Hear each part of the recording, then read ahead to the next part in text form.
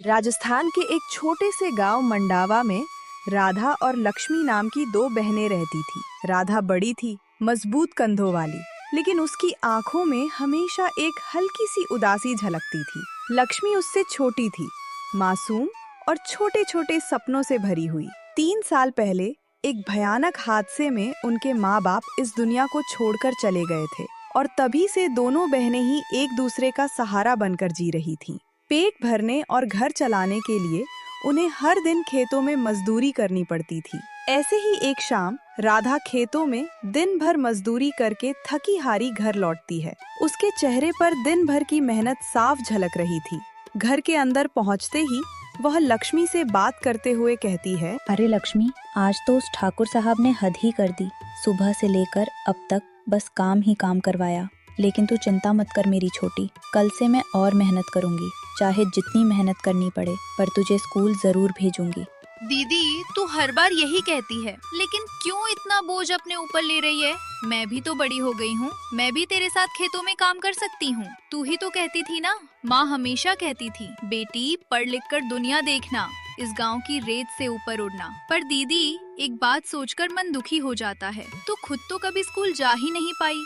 अब तो तेरी उम्र भी हो गई है, गांव की औरतें भी आपस में तेरी शादी की बातें करने लगी हैं। अरे पगली, तू भी ना कैसी कैसी बातें सोचने लगती है। मेरी शादी की चिंता तू क्यों कर रही है?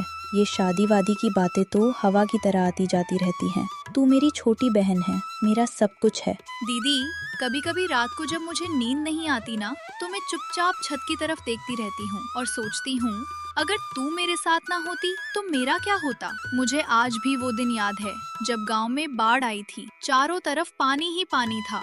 मैं तो डर के मारे रोने लगी थी, लेकिन तूने मुझे अपने कंधे पर उठाया और नदी पार कराई। हारी, मुझे भी वो रात अच्छी तरह याद है। चारों तरफ पानी का शोर था, आसमान में बिजली चमक रही थी और तू मेरे कंधे से चिपककर रो रही थी।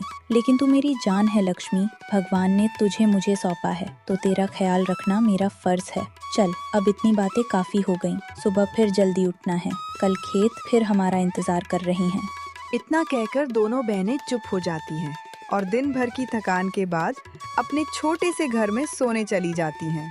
इसी तरह दिन बीतते जाते हैं। राधा हर रोज खेतों में मेहनत करती और लक्ष्मी घर के कामों के साथ साथ अपनी पढ़ाई भी करती रहती थी। एक रात चांदनी में लक्ष्मी घर के बाहर बैठकर किताब पढ़ रही होती है। तभी राधा उसके पास आकर खड़ी हो जाती है। दीदी, आज जब मैं स्कूल के पास से गुजर रही थी ना, तो देखा सारे बच्चे मैदान में खेल रहे थे। सब कितने खुश लग रहे थे। उन्हें देखकर एक पल के लिए मन में आया, काश मैं भी उनके साथ पढ़ पाती, उनके साथ खेल पाती। लेकिन फिर मुझे तेरी बात याद आ गई। तो हमेशा कहती है ना कि एक दिन सब ठीक हो जाएगा। अरे पगली, ठीक क्यों नहीं होगा? भगवान सबका वक्त बदलता है। आज भले ही हमारे पास पैसे नहीं हैं, लेकिन हमारे पास उससे भी बड़ी चीज है, एक दूसरे का साथ। और सुन, तुझे पापा का वो पुराना संदूक याद है ना, जो कोने में रखा है? हमने तो उसे कभी खोलकर देखा ही नहीं। कौन जाने उसके अंदर कुछ काम की चीज ही रखी हो। लेकिन रहने दे, कल मैं मंदिर जाऊंगी और भगवान से तेरे लिए मन्नत मांगूंगी। दीदी, तू भगवान से मन्नत क्यों मांगेगी? मेरे लिए तो तू ही भगवान जैसी है, तू ही तो मेरे लिए सब कुछ करती है। लेकिन एक बात कहूँ, अगर तू ही बीमार पड़ गई ना, तो मैं क्या करूँगी? कल रात भी तो बहुत खास रही थी। अरे ओ पगली, इतनी सी बात पर घबरा गई। कुछ नहीं हुआ मुझे, बस हल्की सी ठंड लग गई होगी, इसलिए खांसी आ रही है। 2 दिन में अपने आप ठीक हो जाएगी। तू बेकार में चिंता मत किया कर। चल, अब ज्यादा मत सोच, देर हो गई है, जा सो जा। और हाँ, सुबह उठकर चाय बना देना, कल फिर जल्दी काम पर जाना है। राधा की बात सुनकर लक्ष्मी धीरे से सिर हिला देती है और दोनों बहनें अंदर जाकर सो जाती हैं। लेकिन अगले ही दिन कुछ ऐसा होता है जिससे उनकी जिंदगी बदलने लगती है।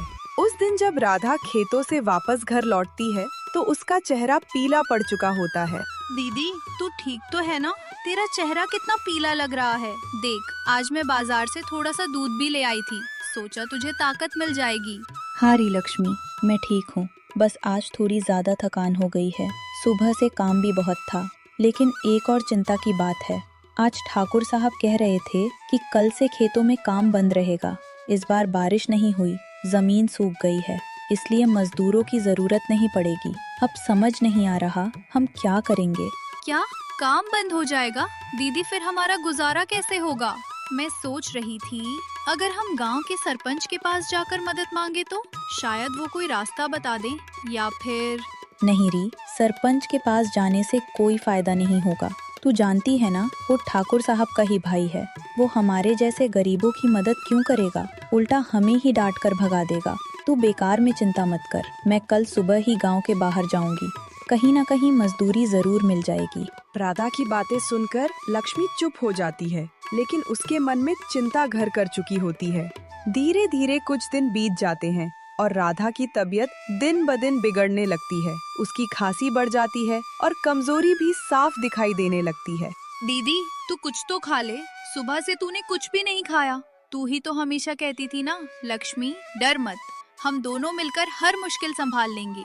लेकिन अब तुझे ऐसे कमजोर देखती हूँ तो दिल घबरा जाता है। लक्ष्मी, इतनी चिंता मत किया कर। तू बस एक बात हमेशा याद रखना, जो वादा मैंने तुझसे किया था उसे कभी मत भूलना। तू खूब पढ़ेगी और एक दिन बहुत ऊंचा उड़ान भरेगी। मैं ठीक हो जाऊंगी री, बस थोड़ा सा आराम मिल जाए, फिर सब पहले जैसा हो जाएगा। दीदी तू ऐसी बातें क्यों कर रही है? मैं तेरे बिना कैसे जी पाऊंगी?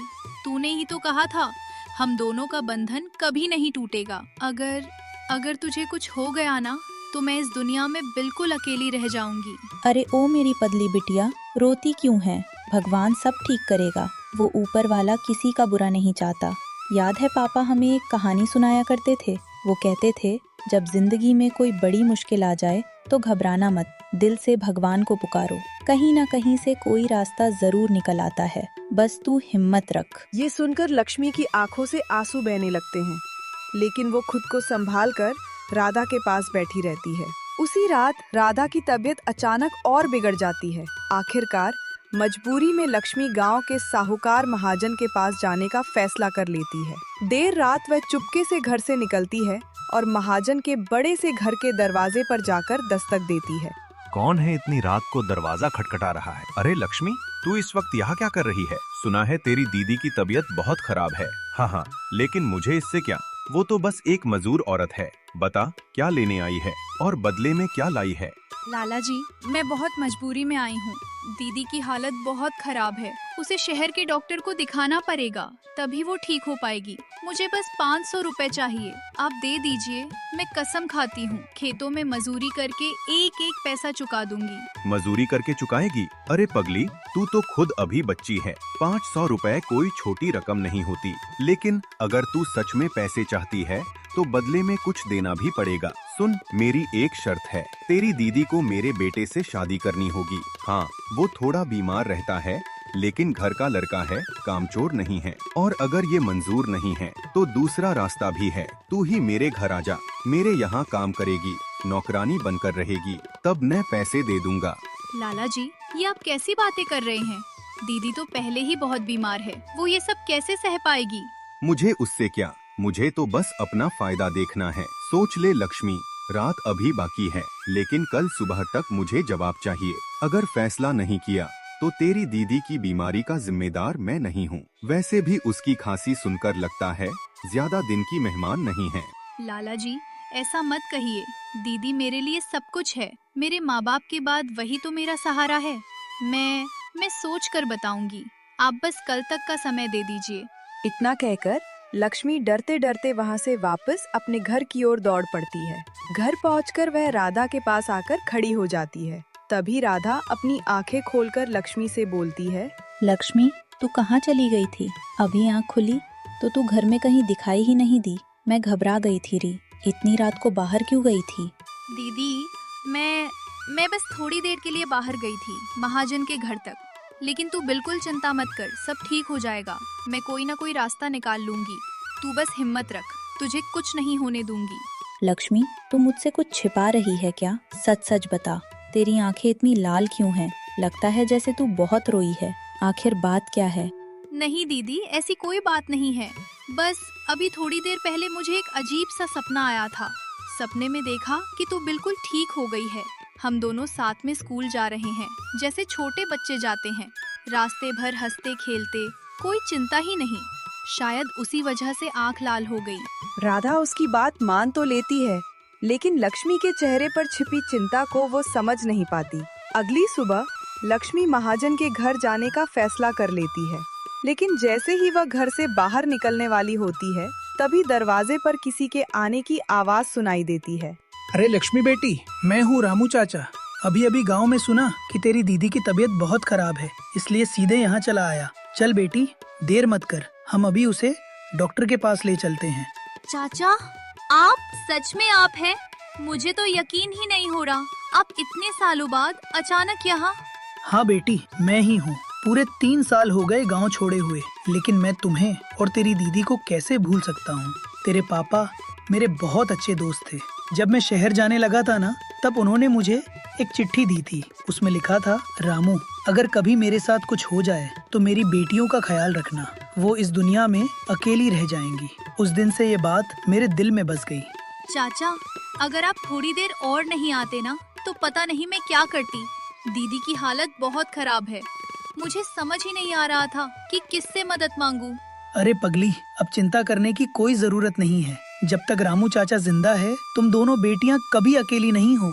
चल, पहले वो पुराना संदूक निकाल। याद है ना, तेरे पापा का वही संदूक जो कोने में रखा है। उन्होंने उसमें कुछ पैसे छिपा कर रखे थे, पूरे 5,000 रुपए। उन्होंने कहा था, ये मेरी बेटियों के बुरे वक्त के लिए हैं। आज वही बुरा वक्त है बेटी। चल, जल्दी से उसे खोलते हैं और तेरी दीदी का इलाज करवाते हैं। रामू काका की बातें सुनकर लक्ष्मी की आंखों में उम्मीद की चमक लौट आती है। उसी दिन रामू काका राधा को शहर के डॉक्टर के पास ले जाते हैं और उसका इलाज शुरू हो जाता है। कुछ ही हफ्तों में राधा की तबीयत धीरे धीरे ठीक होने लगती है। समय बीतता है और गांव वालों की मदद से दोनों बहनों की जिंदगी फिर से पटरी पर आने लगती है। दीदी, दीदी देख, आज स्कूल से खबर आई है। मैंने परीक्षा पास कर ली, और वो भी अच्छे नंबरों से। अब मैं आगे पढ़ पाऊंगी, एक दिन सच में डॉक्टर बनूंगी। और ये सब तेरी वजह से हुआ है। अगर तू मेरे लिए इतनी मेहनत ना करती तो शायद मैं कभी किताब तक नहीं खोल पाती। अरे मेरी प्यारी लक्ष्मी, ये सुनकर मेरा दिल खुश हो गया। लेकिन ये सब सिर्फ मेरी वजह से नहीं हुआ है, ये तेरी मेहनत और तेरे हौसले का कमाल है। तूने मुश्किल हालात में भी पढ़ाई नहीं छोड़ी। बस एक बात हमेशा याद रखना, चाहे जिंदगी में कितनी भी मुश्किलें क्यों ना आए, हम दोनों एक दूसरे का हाथ कभी नहीं छोड़ेंगे। क्योंकि दुनिया में पैसा तो आता जाता रहता है, लेकिन बहनों का प्यार वो हमेशा अमर रहता है। हाँ दीदी, ये बात मैं कभी नहीं भूलूंगी। और आज अगर हम दोनों यहाँ खड़े हैं, खुश हैं, तो सिर्फ इसलिए क्योंकि हमने हमेशा एक दूसरे का साथ दिया। तूने मुझे संभाला और अब मैं तेरा सहारा बनूंगी। देखना दीदी, एक दिन हम दोनों मिलकर इस पूरे गांव को रोशन करेंगे। दोनों बहनों की आंखों में खुशी के आंसू चमक रहे होते हैं और इस तरह दो बहनों का प्यार हर मुश्किल से जीत जाता है।